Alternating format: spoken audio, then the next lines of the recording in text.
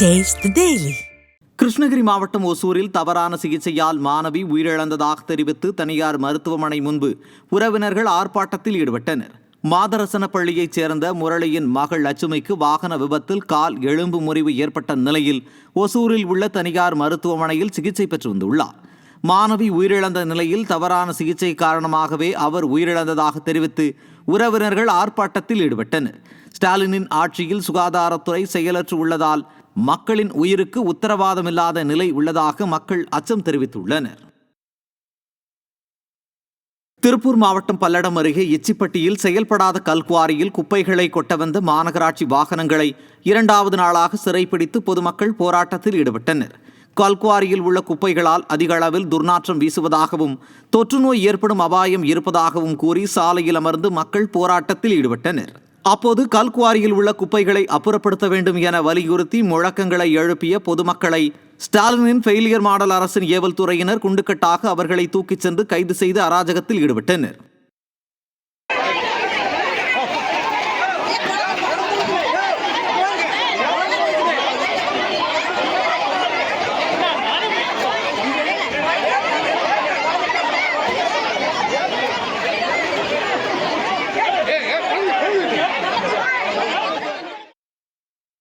ராமேஸ்வரம், பாம்பன் பகுதிகளில் இருந்து மீன்பிடிக்க சென்ற 14 மீனவர்களை இலங்கை கடற்படை கைது செய்ததை கண்டித்து மீனவர்களின் உறவினர்கள் தங்கச்சி மடத்தில் சாலை மறியல் போராட்டத்தில் ஈடுபட்டனர்.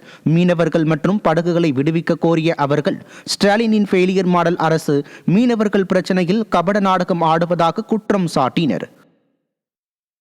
தென்காசி மாவட்டம் வீரசிகாமணி துணை மின் நிலையத்திற்கு உட்பட்ட பகுதிகளில் அறிவிப்பில்லா மின்வெட்டால் பொதுமக்கள், குழந்தைகள் மட்டும் இன்றி சிறு குறு தொழில்கள் பாதிக்கப்பட்டுள்ளன.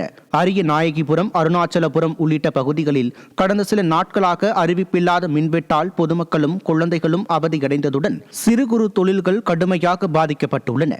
ஸ்டாலினின் ஃபெயிலியர் மாடல் ஆட்சியில் மின் வாரியத்தின் அலட்சியத்தால் தொழிலாளர்கள் வாழ்வாதாரம் இழந்துள்ளதாக வேதனை தெரிவித்தனர்.